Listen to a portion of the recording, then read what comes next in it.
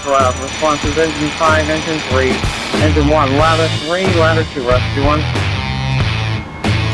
We've got smoke showing.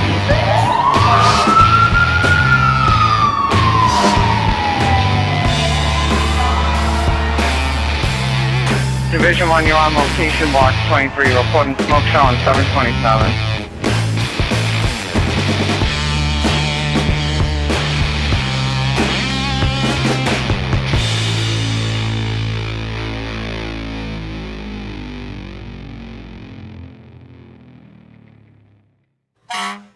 JobTlks podcast members do not represent the cities and towns they work for in their views and opinions. They are views and opinions that belong to us only. We are not here trying to be the experts or tell people how to do their job. Our goal with this show is simply to facilitate knowledge sharing. Hey everybody, welcome back. Just wanted to say that this is the last episode for season 2 of the podcast. As always, we really appreciate all of the support. From listening to the podcast, coming out to our lecture series, the guests we've had in the studio, the support and outreach we've had from people has been great. Hope you guys enjoy this little recap of season number 2, and we will be back in March for bigger and better things. The generations is just kind of a loose term for putting people in cohorts so we can try to understand how they function and operate, which helps as a society and as a business to do things correctly. Another one said that this person said being part of the younger generation is general knowledge of household tools and how to use them. He said he was fortunate, but not all younger people are brought up building things, working with their hands. Right. But they might be more into how computers work and have a better understanding of modern technology. There's so many things people can devote time to, it's impossible to learn them all. He said he grew up building a treehouse with some of his friends, didn't really touch tools, but the same friends could build a computer or code, So everybody has value, regardless of generation, background, whatever the case is. It's up to us to find it because we have to build that common ground within ourselves to be able to effectively work as a team when this is a team-based sport and to go out and ultimately be mission successful. Mm-hmm. Definitely. So that was it. I mean, just a quick talk. Just wanted to kind of talk about that. Obviously, like I said, we're not psychologists or whatever, but I think it's important to, if you don't acknowledge that there's an issue or that there's a potential issue, you can't work towards a solution for it. So acknowledging the fact that there are gaps in generations and values that are different, just kind of allows us to move forward, I think. Definitely. I think that in general, I think it's really true about the fire services. You get a lot of type A personalities. I think we all kind of sit on that same common ground. Now, not everybody in the firehouse is going to be that way, but I think a good majority of people, you know what I mean? And so, there could be, a little bit of pride getting in the way. You know what I mean? Yeah, whereas, absolutely. like, you have somebody, maybe he's only been on the job for a year or two, but he's showing you how to do something. You're like, who does this kid think he is or something? Right. And then you have, but it's like, well, he actually really knows what he's talking about. You know what I mean? So setting aside, pride and things like that, and like you had mentioned before, keeping an open mind, you know what I mean, so that we can all communicate and interact with each other. Shows on the left-hand side types of cancer and their survival rates when it's caught early. So the whole purpose of Detect Together is less about cancer prevention. Obviously, the best way to deal with cancer is to prevent it, and more about detecting it early while it's still treatable. So on the left-hand side, in orange, you have types of cancer and the survival rates when they're caught early. So you look at prostate cancer, 99% survival rate when it's caught early. Even lung cancer is one that I talk about a lot, 64% survival rate when it's caught early, which was kind of surprising to me. I thought of lung cancer as pretty much a death sentence. Yeah, I kind of me too. Before this, if I'm being honest, I thought that was like a goner one. So, and having been in the private ambulance business, like we talked about, I used to transport people to and from a respiratory hospital in Massachusetts, and it was basically a warehouse. The only thing they didn't do was stack them on top of each other. Right. Yeah. And so that stuff's scary, but that's pretty optimistic to see a 64% survival rate in lung cancer. But that lung cancer survival rate goes down to 8% when it's caught at stage 4. It's insane. It's horrible. And we're all paramedics. We've all worked in EMS. What is the quality of life for that 8%? Yeah, survives? not good. Yeah. Probably not very good. So it's optimal. If you are going to be diagnosed with cancer, you want to make sure it's caught stage 0 or stage 1 as early as possible. And how do we do that? We do that through screenings and paying attention to our health, our baseline health. This is the firefighter cancer risk. So 1.3 times greater chance of brain cancer, 1.5 greater chance of blood cancer. This is over the general public.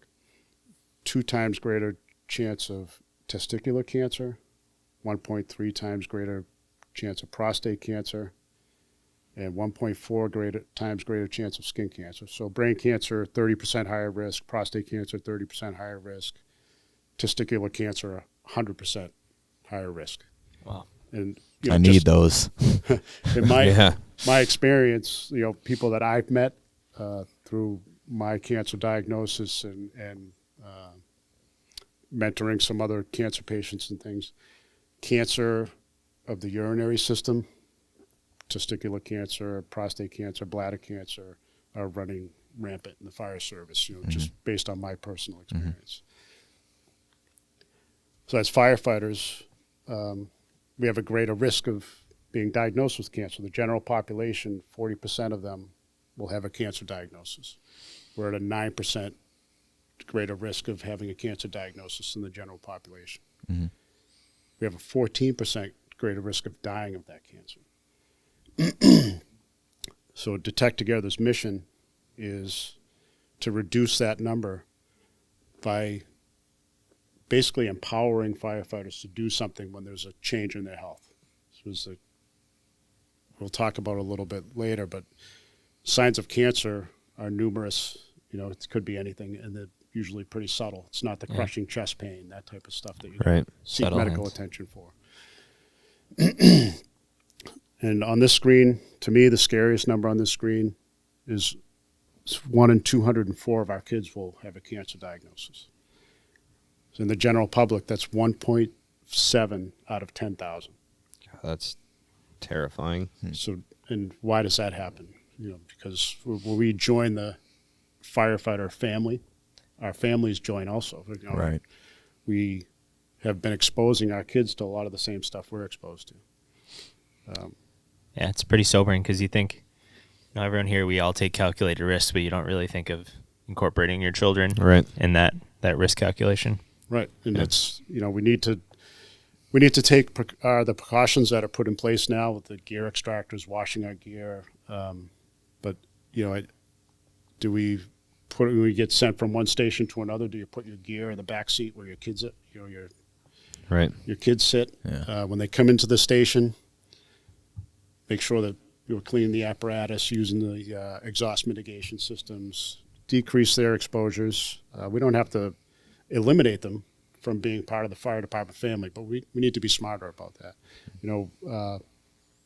Back when I first got on, if I was going to a class, like at the academy, the day after I worked a shift, I'd bring my gear home. The kids were playing it. Right. We cleaned it, but now we know that that might not be enough. Right. It's actually the way the gear was made could be the problem. One of the reasons that I'm doing this training is I made a promise to this guy, who was one of my mentors in the fire service. He was when I first got hired, he was that bigger than life, salty senior man. Fireman's fireman. Out in front of everybody, I couldn't do anything right, but behind closed doors, he was the one that told me everything that I did wrong and how to fix it. Right. And made sure that I knew that he was watching out for me the whole time. When I first got hired, this was Ray Roberts. My family would come by the fire station. He ended every conversation with my wife by saying, "Don't worry, I've got him." Then my son got on the job, who was assigned to the same shift as Ray. At my son's graduation, Ray, walked right up to my wife and said, "Don't worry, I've got him." It's awesome. And he looked after every one of us in that same way. Unfortunately, Ray retired and he was diagnosed shortly after that with small cell lung cancer. So he lived about 18 months after retirement. It's not what we want to do with pension system. No, it's absolutely not. But Ray was, that busy guy, always helping everybody else, always looking out for everybody else. And my last conversation with Ray was about 2 weeks before he passed. It was on the phone. And at the time, I was working with the 1540 project, helping, steer their education towards firefighting, along with some other firefighters they were consulting. And I was describing this stuff to Ray because he said, well, what's being done about cancer in the fire service? How do we stop people from, experiencing what's happening to me? Yeah. So, well, there's all the prevention measures we're putting in place. There's education on that, but now there's education or presentations that are empowering firefighters to do something about their own health. Like take account of these changes that happen and do something about it. And unfortunately, Ray was expressing some disappointment in himself for not having done that. And I said, well, Ray, you didn't have the person sitting in front of you telling you that this is how you're going to avoid the pitfalls of a late cancer diagnosis. So he asked me if I was going to be doing the presentations. And I told him, I said, I don't know. But right now we're just trying to gear the class towards firefighters and things. And he said, you tell those assholes to get their shit checked. Exactly the way he put it. At the time, he was talking about a Brockton Fire recruit class that I was going to go talk to. But, it's really applicable to all firefighters. And speaking to us all. That's from Ray, the salty senior man. He wants you to get your shit checked. When he tells you to do it, you do it. Yeah, exactly. Yeah. Awesome. I went back and looked. I had 9 real structure fires before I even went to the academy. Wow. And one including, the one on Rose Street, 13 Rose Street, where Victor tragically lost his life. But talk about not having any concept of being in it, like, they call it the fog of war. I was beyond. I wouldn't even say it's fog. I was just in a whirlwind of not knowing what to do. Yeah, right. I just remember my father saying, listen, just when you start, go in there, make sure you know what's in every cabinet, know your streets, slam cabinet doors, to the point where they asked me to come upstairs because I was slamming cabinets and They were sick of they were cabinet doors slam. Yeah, they're upstairs trying to watch a ball game. I'm slamming cabinets right below them. So, but it's important that you don't know, like, what do I do? Where do I start? Even growing up in the job, like we were just talking, my grandfather was on, then my father was on, same department, and still you want to make an impression, even though these guys knew me. You still want to make a good name for yourself. And then there's a little bit of a legacy aspect of, like, I don't want to let my grandfather passed away, but the whole name of or my father down. And then I felt like some of these guys were my uncles, so I don't want to let them down, right? So I remember my first fire, as a matter of fact, I grabbed 4-inch. It was, I don't know what it's called now, it was Puffin's restaurant there. They're burning up the back all the way. I took the 4-inch, I ran probably a quarter mile down. I had so much adrenaline. Like, I didn't even know anything but to make a hydrant. Yeah, right. So I was just running with 4-inch, and we used to use the hydrant assist all the time. And the hydrant assist, as a matter of fact, a couple of guys came out there like, who helped you make that hydrant? I was like, no one. I just took, they're like, all the way down there? I'm like, yeah, I didn't know what else to do. Pure adrenaline. Yeah. That's awesome. So, this is the epilogue from the original study that was done about Victor Melendi, and it's pretty important. I thought it was pretty fascinating, actually, but I'm going to read it, and it goes like this. It says, despite recent advancements in technology, firefighting will continue to be hazardous to personnel. If the Stoughton Fire Department is successful in implementing positive policy changes as recommended, its personnel and those of all fire departments will still encounter common risks. However, we must not be satisfied with the status quo. The department's leadership should take strong position by recognizing the importance of these recommendations. The town of Stoughton should take a cooperative stance to ensure that appropriate changes are made in the memory of Victor Melendi to enhance the future safety of all personnel on the Stoughton Fire Department. So that's how we're going to start this off, talking about this whole thing. So what we really want to highlight in this throughout the conversation, what we want you to keep in mind is what we want to talk about is the effects of the department. Victor's passing was tragic. We're going to get into that, but we really want to talk about how this affected the department, what were the immediate changes, and what were the long-term changes. Now, I think one thing that we all know and we've all talked about is that oftentimes it takes a tragedy for change to happen. And so every time, and we were talking before, we're adaptive. We always adapt to this job. Every day, every shift, something new comes up. Consumer products change. We have to figure out how to deal with it. We're just in this evolving world, and we're an all hazards department now. We're not just a fire department, right? Yeah. So we're constantly changing and refiguring things. So, Ed, I think it'd be appropriate if you want to kind of lead us into kind of how the day started as far as the Rose Street rooming house. What was your position that day? Where were you working? I was a lieutenant on the ladder truck, and the senior lieutenant was Lieutenant Chipman. Was the senior? He was in charge of the ship that day, and he was on the engine company. And we got a call at the time for smoke in the rooming house on Rose Street. So we pulled up, light smoke showing. I went in. I won't get to that yet. Yeah, go ahead.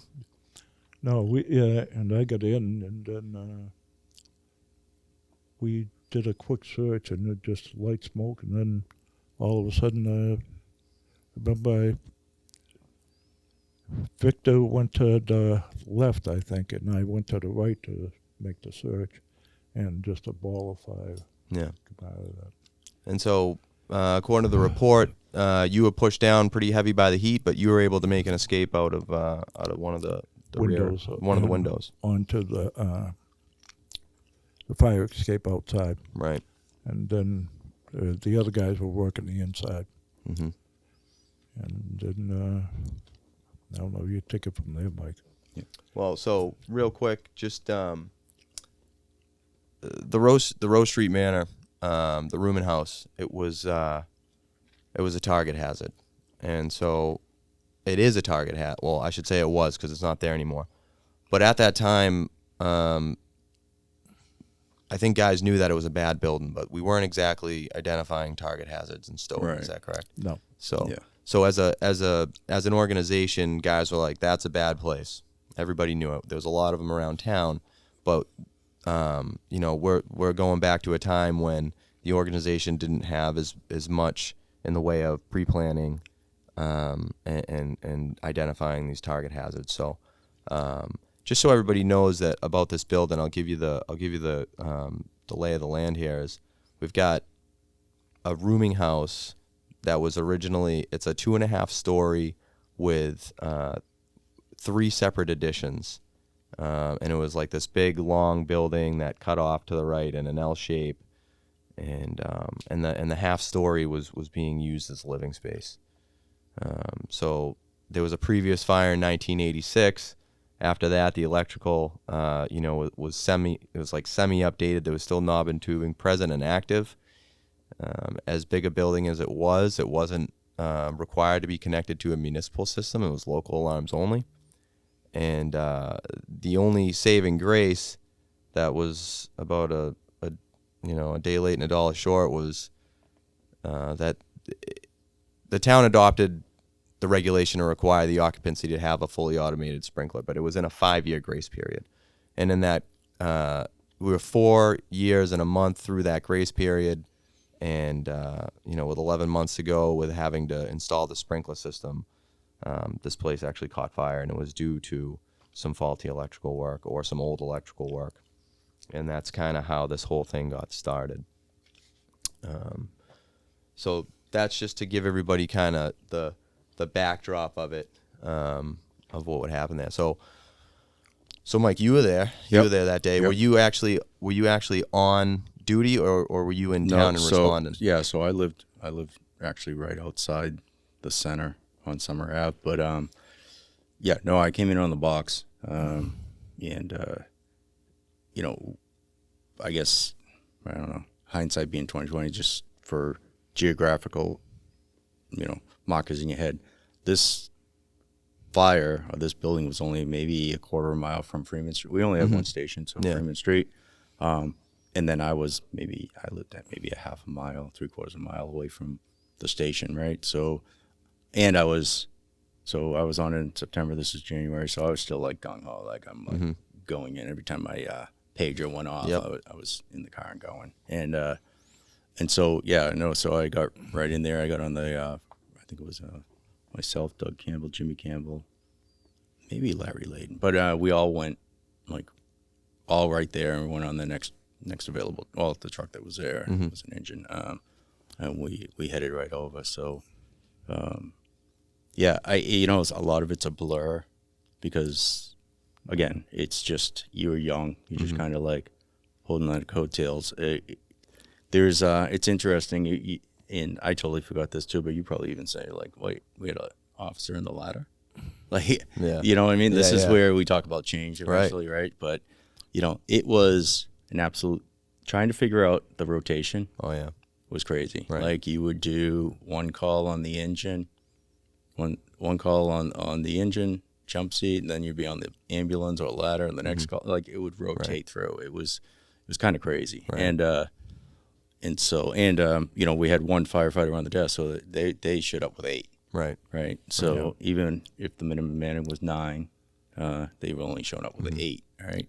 And then you're taking an officer in Henry Chipman on the engine, establishing command. So now you're taking right. So you can see kind of like behind the 8 ball already. Yeah. I remember getting there, and I feel like, well, no, Henry was there, but so I feel like I don't think the chief was on scene yet, but this was after the flashover. It was, okay. Yeah. Right. And I was told to go up with Larry Layden and get Bertram and Kevin Hunt.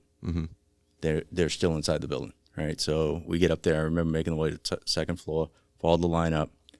And again, I didn't even been to the academy. I don't even know how to do a search. I don't know any of that. Right. Like these guys here showed me how to put on a Scott and mask up and get in there. Right. So we get up there. I still remember like there's still certain things I remember, like it wasn't a stairs to go up. It was like you get to the second floor, the top of the stairwell, but then there's a ramp going like out back. Okay. Right. So I remember that ramp, and I remember seeing Kevin Hunt right there. And I think Birdie was on the front, on the nozzle. So I'm like, hey, you guys got to go. They want you out front. So at this point, when they're asking you to retrieve everybody out of the building, one thing I want to point out here is, because one thing we want to do is we want to compare and contrast today. Yeah.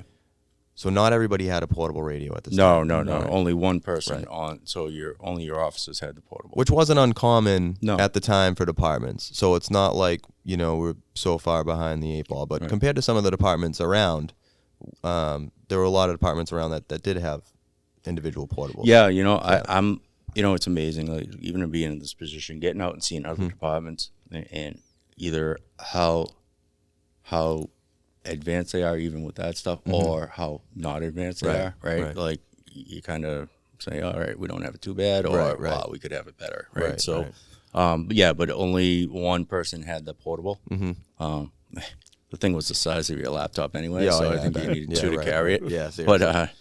But so there was communication as always, right? Was huge. Right. But so initially that was the thought, right? Like we had to get Birdie and Kevin. They needed you out front and get kind of quote unquote accountability. Right. It was. So at this point, when they're asking you to go in, now are you guys in general, are we doing like a pause? Where no.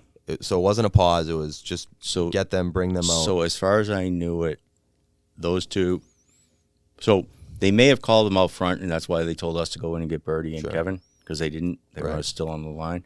So once we found them, I'm like, okay, so, Larry Layden's like, all right, we're just picking up the line. Mm-hmm. Now we're going to continue to fight the fire.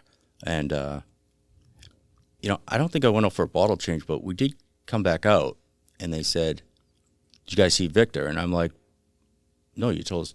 Like, in my head, I was brand, like I was, I wasn't saying anything. But Larry's like, no, you told us to get Kevin and Birdie. And I'm like, wait, that's what they told us, right? So then at that point, I couldn't imagine like crew integrity, things like that. Those aren't things that are running through a guy who's been on for 5 months. None of it. None of it. Yeah. I mean, and I didn't even have, as basic as they teach at the academy, I didn't even have that basic down, right? You wouldn't even have had the words. I didn't. I mean, it wasn't even a thought. No, I mean, really, that stuff was not even. Yeah.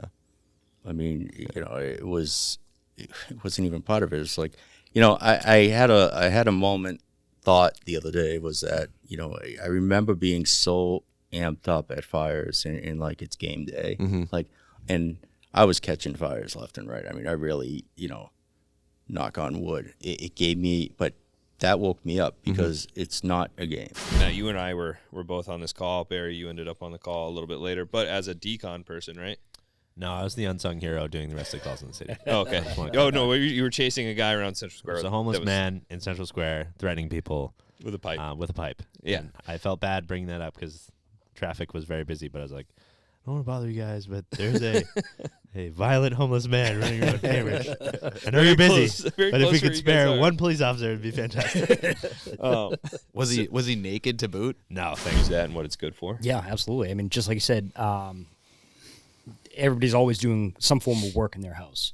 And that example you gave of the property they managed was perfect, where it's, the plumber just left some stuff and forgot that it was there, and that's now what is causing something to go into alarm. Right. And in your instance, the CO was not able to say at a certain correct concentration that this is what I'm reading. So a PID is going to kind of, as like you said, at that 10.6, as long as it's in that range, it's going to say, hey, here's the value of what that is. Right. So that could be, like you said, paint or thinner, anything organic compounds that are putting off something that's going to. And the big thing with this is, so we talk about LEL is in percentages, right? So we're talking, when you're talking about a percent of the air, you're talking about 10,000 parts per million, right?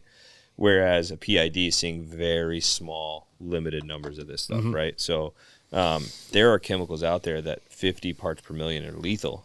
If you don't have a PID, you're not going to see it on anything, right? It's not going to be enough to displace the oxygen. Correct. It's not going to be enough to trigger a cross sensitivity on your CO. It's not going to be enough to trigger an LEL. So this is a really important meter when you start dealing with like highly hazardous, low volume chemicals, right? And that all ties in with doing your research. As long as you have an idea of what the chemical may or may not be, that IDLH is critical, and that's how it's going to get reflected as far as value goes. Right.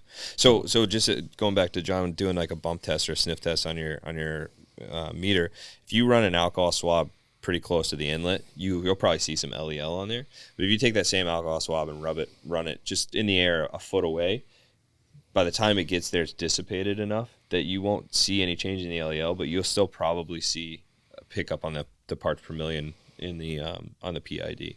So it's saying like, if I took a lighter to that thing, that's going to be flammable because its percentage of the air around it is highly flammable. But I wouldn't know that like coming in from this side of the room, and that's where this can start seeing those things. And again, when you get into really like toxic substances, knowing that there's even 50 parts per million is huge. Yeah. Right. I like to think of the PID as almost an arrow, and it'll truly point you to where whatever the hazard is. Right. I remember we were at the mall, and there was a 5K, so we were doing the sweeps before, during, and after, and it had been raining, so they moved the outhouses inside of this parking garage. And so we get in. Oh, jeez. Okay, why are we getting a PID reading right now? Right. And we're just like, nothing over here. And then suddenly we look at the meter, we look up, and we see outhouses, and then it just keeps going more and more. So, like, it was truly an arrow, and it's like, hey, idiot, keep going this way, because this is where the hazard is. So I thought that was a pretty impressive, and I've seen that a couple other instances where it's clearly telling you this is where it is. Right. And, that's why it's critical to just pay attention to these numbers. Yeah. And that stuff is, like, it's so important to know, like, these little details to like, have, again, like, if you're the first person getting called off to two people that faint. Actually, this happened in Massachusetts. It was like a Red Robin or Buffalo Wild Wings or something, right? Yeah. Guy just drops dead mopping a floor, right? All right, that you go in as a medical and you walk up to a bucket of bleach and ammonia. You know what? You're dropping too. Right. But you go in with this and you're like, oh, I'm getting some PID readings. There's a dead guy over there. Back up. Is this a rescue or recovery? Yep. Let's figure out what's going on. You know what I mean? It gives you that, like, ability to make that tactical pause and knowing again to, like, take this with you on that kind of call or something like that. And it's just really important. I think, like, for any level of hazmat responder, or even if you don't have any level of hazmat response, like, being a firefighter, you are subject to hazmat materials, right? Absolutely. And then talking about prioritizing the search, and this was actually Deputy White had posted this. So we put a thing on our Facebook about it, and he mentioned like prioritizing searching. So if you go upstairs, and it's a residential structure, and there are bedrooms, and there are bedrooms with closed doors and bedrooms with open doors, you might prioritize, especially doing a camera-assisted search, going to those bedrooms with open doors first. That's where the biggest life hazard is. Because the flow path, because the fire can get in, the smoke gets in. So you might prioritize search areas. So back to your point is, if I pull up to that residential structure at night and the fire is on the first floor, I'm probably going to go right up to the second floor and start searching bedrooms. And then even more detailed is going into searching open doors versus closed doors. And so this is all the like, when you get out of, like, that basic recruit training, right? And again, I'm going back to kind of the National Fire radio episode I listened to, is the guy RJ that was talking from Capital Training had said that you get all these skills in the academy. The difference is that you get the basic versions of these skills. Correct. And then as you advance in your career and your firefighting, you gain experience and training where you should be able to make more decisions. So instead of getting on the wall doing a right-handed search, now I can go up and say, open door, closed door, I'm going to that one. Well, it's kind of like recognition prime decision making, right? Like, now you have the data, and now you have the experience to put the two together. Right. It's what I like often find myself talking about, is like your working knowledge. There are some things that, like, you just bring it back to something easy, right? And it's like, because this is what we do more of, right? Like, you gain your paramedic vision in a sense, where all of a sudden you're doing something. You have this working knowledge where, like, you, like, know in a sense that you don't need to do this, so you can prioritize that thing last. Like, when I have somebody who cannot breathe in front of me, right? Yeah, that, maybe there is something going on with their heart, but I'm pretty sure I hear audible wheezing. Let's get this person CPAP'd up, or let's get whatever the case is, right? Whether maybe they need an EpiPen, whatever it is, right? We know we don't need to stick them on our monitor, so you prioritize these things, but you don't get that day one, right? And the verbiage that I find myself using a lot is your working knowledge. I think that's great. What I think of how I look at things today is not how I looked at things 5 years ago, will certainly not be how I look at things in 5 years. And so I had this conversation with actually a few people in different industries, still healthcare related, and like a really young practitioner, right? And someone like our age, more or less, who's been practicing for a while, and had the same conversation where it's like your working knowledge will change, and you'll treat and do things completely different from day one to day 5. And it's all the same in this. And it's so hard to gain a working knowledge in this field for a lot of us, right? Because you have the insight. I remember a good way to correlate that, similar to what you said. I think we were talking about jiu-jitsu one time, of like a senior practitioner rolling with a junior practitioner. Where this junior practitioner is like going 100 miles an hour, using all the strength he can muster.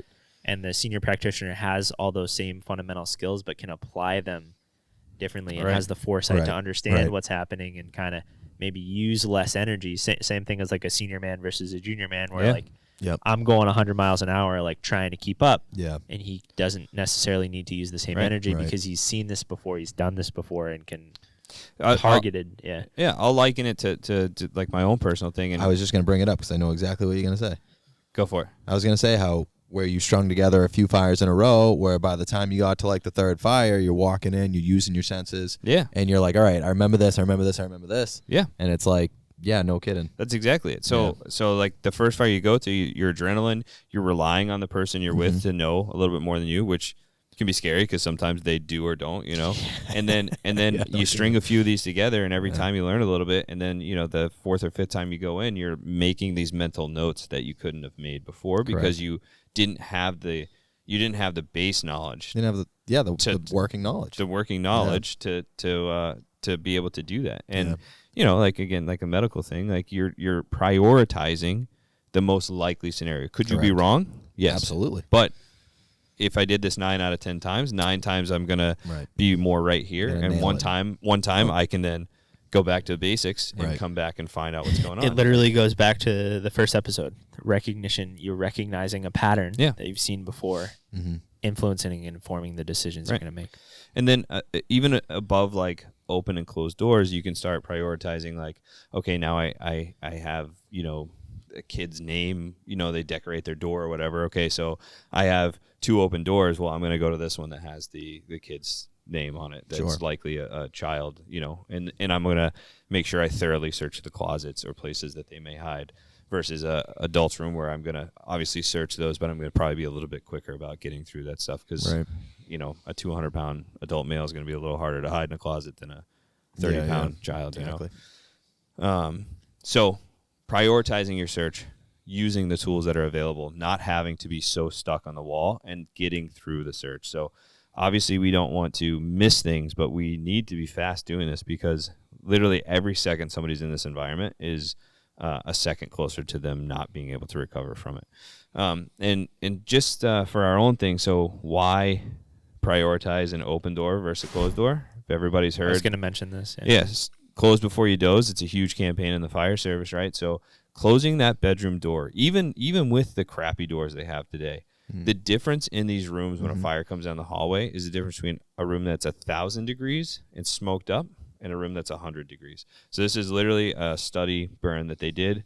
They burned this up. They had temperature sensors everywhere. And the room on the right had the door closed. And again, we'll throw this on our social media. The room on the right had the door closed. And that was a survivable room the duration of the fire. And the room on the left was not a survivable room after just a few minutes. And again, why we need to be quick and then prioritize, because if somebody who's in this room on the right has plenty of time. Somebody in this room on the left, adults that have never really thought about I've never thought about being a call member of a fire department. Like, what would you say as a chief officer and as your experience coming through every single rank in the department? Like, what would you say the biggest benefits to being a call member are? I think particularly for young people, we allow people to get on at the age of 16. Obviously what they can do is limited. I think it gives them a good entry and look into what the working world's going to be like, how to have responsibility, be part of a team, and to belong to something, I guess I'll say, bigger than themselves, which I think is kind of missing today. I don't think there's the yearn or desire anymore for people to be part of something bigger than themselves. People are, I think, content with just their day-to-day lives, and I think that's why we're seeing a decrease in recruitment.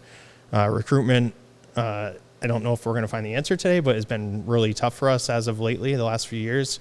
As I said, we used to have a waiting list to get on, and we no longer have that.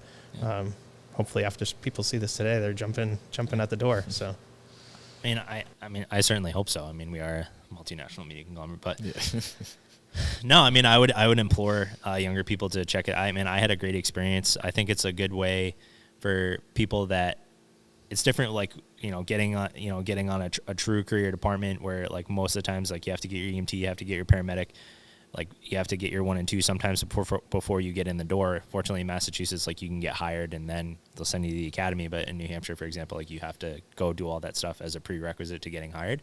But I think it's a good way for people to have a good fundamental exposure to the fire service to determine like, hey, like this is for me. This is something I'd like to invest my time in more, or like, hey, this isn't particularly what I thought it was. But I had like a good opportunity to one, serve my community, and two, get my foot in the door and have some experience. Like I think coming from a call background, like it definitely helps me as far as like broadening my horizon. No, I think that's huge. There's not a lot of jobs out there where you get to try it out for 3 or 4 months, right? Before you get to decide this is for me or not for me. Yeah. Today we have a guest again. So Sean Sullivan. Can you spell that? Yeah, SHAUN. Nicely done. Awesome background. And I'm just gonna come in hot and heavy with a video. So I'll give you the full bio and synopsis in a second, but I want to start hot and heavy with this video because it's fucking badass. So, long story short, wildland guy, and we're gonna start with a video. So, Sean, if you want to talk us through how this whole thing works. So this is smoke jumping, and this was in Southwest Alaska. Shit. I can't remember the exact name, but right now you're starting to see a village. I can't pronounce it anymore, but the nickname for it was Kong, and I have a special place in my heart for Kong. And this fire was burning nearby, and so 4 of us were lucky enough to get to go after it. Jump in. So the first guy ends up staying in the door there for a while, and the wind's usually blasting his legs, and he's just trying to hold steady for a bit. And the spotter, you can see his helmet. He keeps trying to find the right spot. He's communicating with the pilot. And so do you guys just visualize an area that looks like a good DZ and just send it?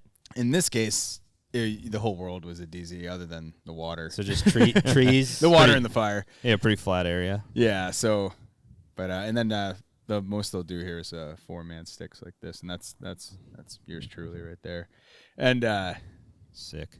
But yeah, and that was a memorable fire for me because you can't tell, but on the ground there was like 30 villagers going after it too. Oh wow! Yeah. Oh really? So we had to like get on the ground and be like, they were, and that fire came out of their dump. So the smoke was disgusting, horrible, and they were like eating it. And we're like, guys, get out of there. Yeah. What makes the decision? I know you're going to do a whole intro, but what makes the decision to send in a smoke jumper versus hump in, drive in, like whatever? It's a loaded question in some ways, depending on where you are. But in Alaska, it's a really easy answer because it's just nothing's going to get there quick enough. That makes sense. So it's logistics. So and sometimes the most you're going to do is maybe just cut a hella spot and start calling in what you need, and then go off to another. You know, other times maybe just someone's desperate. Maybe in the middle of Nevada, they got only a few local engine companies or something and a few folks, and they're like, well, we got some jumpers nearby at an airstrip, and they're like, perfect, we'll take them. Send it. Nice. Yeah. That's awesome. Yeah. So when you're landing in Alaska, are you like trying to land on the back of a moose so it rides you in like the rest of a grizzly bear? Right? Oh man, I wish. So yeah, if you're riding into a grizzly bear, it has to be like a Chuck Norris, like just grabbing the moose antlers and like riding into battle. I don't want nothing to do with those. Like having someone with a shared experience is almost like disarming because otherwise it feels like people be like, oh, I understand, and your immediate inclination is like, no, you don't. Like you can try and get there, but you really can't. Right. So like having that strong support network, like I mean, obviously this is my support network, but you have a very weak support network. But like no, Go dude, Barry. Like, yeah. But no, dude, like I remember like as far as like shared experiences, like me coming back and like calling you because I had some concerns while I was having some like pretty like violent thoughts and like reintegrating from like not as remote as you, but it's like fairly remote, and being uncomfortable in certain situations and having some violent thoughts that I was like, oh, like am I fucked up? And called Will, and Will turned me on to some good resources, and first thing he says like, no, you're not fucked up, you're fine. Like but first thing is like admitting that, like being mindful, and I think like you said with like this stigma of like it's important to realize that like everyone has fucking problems. Like everyone has fucking problems. So I don't know like why there's this like huge like stigma about like admitting like just like that it's okay to like be open and honest. And honestly, like I think that takes like more strength, and like now I'm much more like emotionally open. And I think partially like part of the podcast is because I'm willing to like, like you realize that like nothing bad is really going to happen to you from being like open and honest with yourself. Like you're going to as much like good energy as you put out is going to come back like tenfold. Right. I think a lot of the stigma is people that have issues of their own and they're unwilling to admit, and they like use that as a deflection for themselves. Yes. Stigmas are spotlights. Yeah. Right. And then so when there's a spotlight, you can be like, look. Right. Meanwhile, like you said, you're kind of like hiding your own. Yeah. One of the guys in my firehouse, Schmon Schmart, I always tell him he has small arms because I know it gets him pretty good, and he always tells me hurt people, and it's a joke, like back and forth, but it's true. Hurt people. So when you have people that are hurting in other ways and they're not open to being open, a lot of times is where you get those people that like highlight the stigma of it and things like that. I think that like once people open up, you'd be surprised how many of your friends are like willing to pick you up. You know what I mean? Like I've called both of you with shit that's like been on my mind, and like when you said like dealing with tough like medical calls, I think that that's something that's like it's difficult in this community because we're a very like type A personality business, which I think is important, and I think that's an important part of our culture that I enjoy. But also like I think to me like being a type A personality is also having the strength to like admit like, and especially like, well, we're going to talk about leadership. Like one of those, like the cruxes of leadership is like admitting that you have shortcomings and maybe you made a mistake and owning it and taking accountability. But I've had like those calls too. And like one of the things I had wanted to tell you about like listening to that call, and I think we've all experienced those calls, like sometimes like you're just going to walk into a call and there's really nothing that you're going to do to like change this outcome. You would just... I had the luck to actually speak with James Mattis on the phone. Yeah, I remember. Oh, really? Yeah, That's pretty cool. That was cool. That was like my 15 minutes of fame. Yeah. How did that come about? So I read his. So obviously I like to read, and there's some books that like stand out, and I read his in Call Sign Chaos, which I saw that you have on your fantastic bookshelf. book. Yep. So I took notes of it, and I have leadership notes that I've taken over the past like 4 or 5 years, and I call them the guiding principles, and it's just information I've taken from people that I well respect and do a good job, and I just take notes of what they've said or done, and then put my my 2 cents into it. And so I was sitting at home. I'm like, how can I email these notes to James Mattis?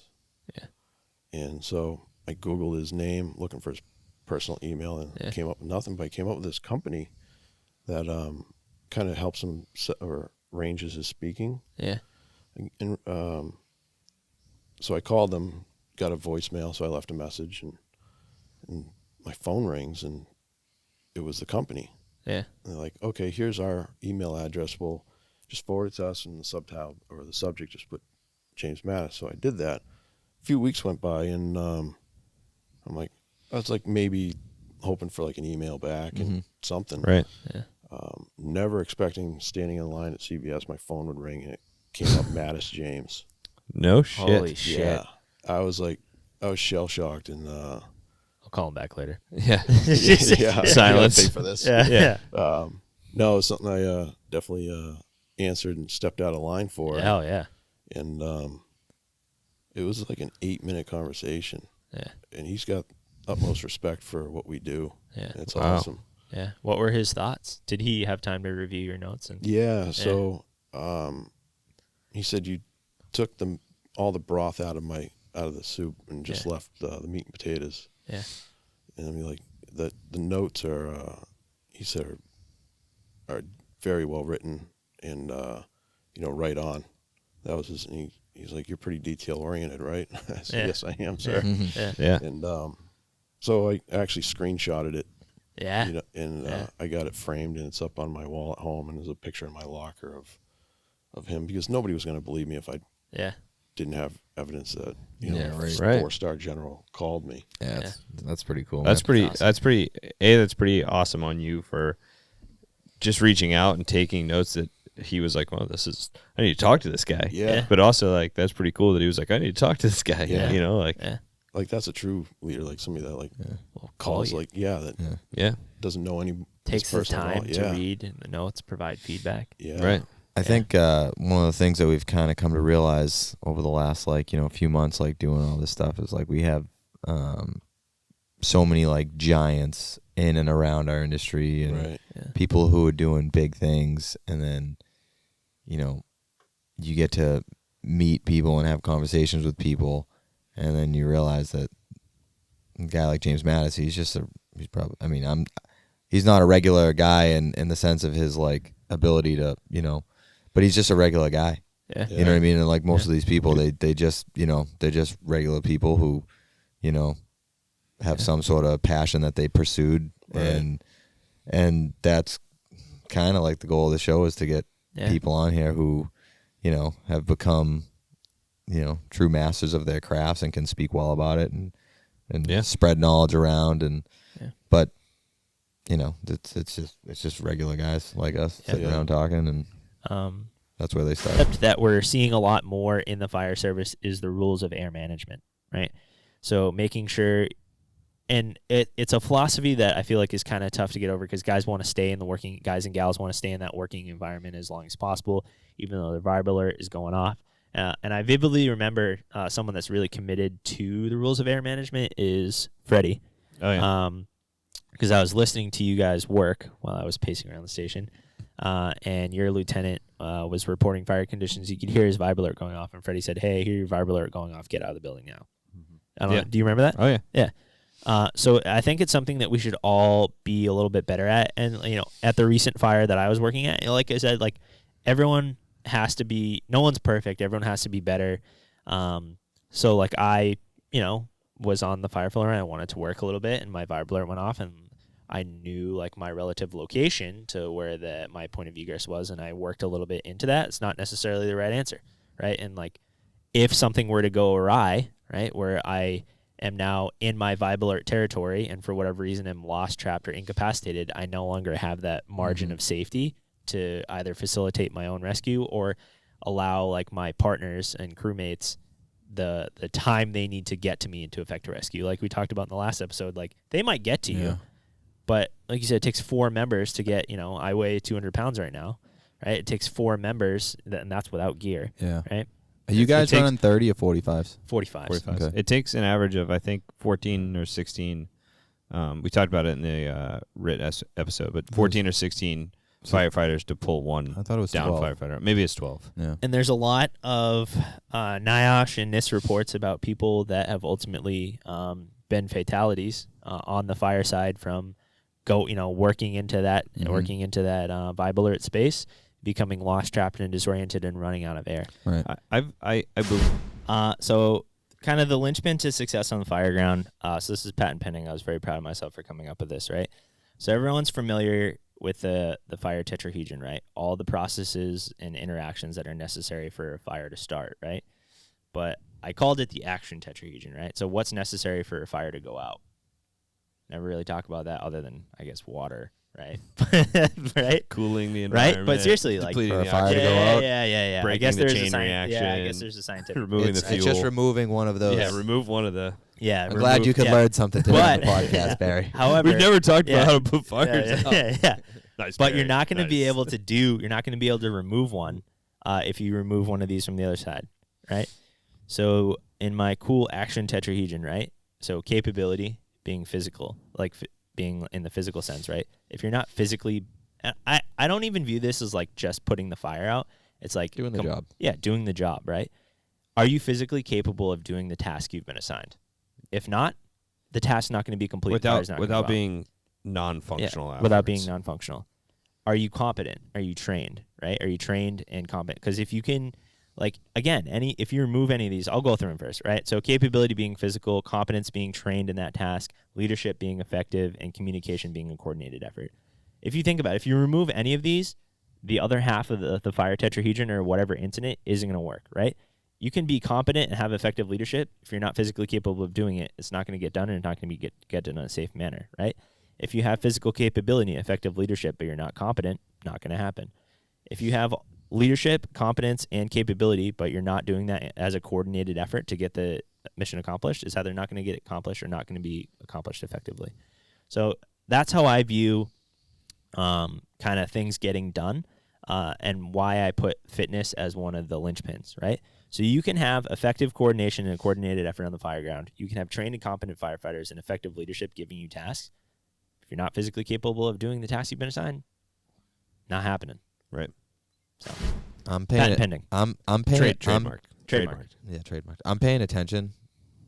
Don't get me wrong. Yeah. But all I could look at on the screen was that word linchpin, and I feel like that word crept into your brain, and then you built this whole conversation on the word linchpin. Yeah.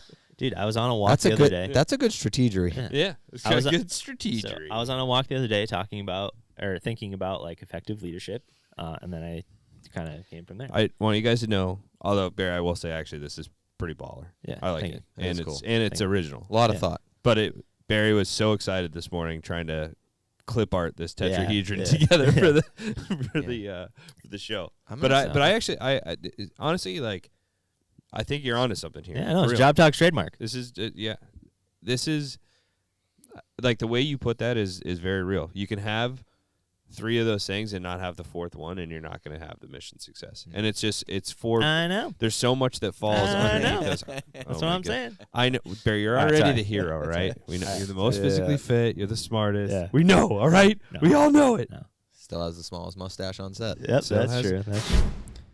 All right, guys, and that is a recap of season 2.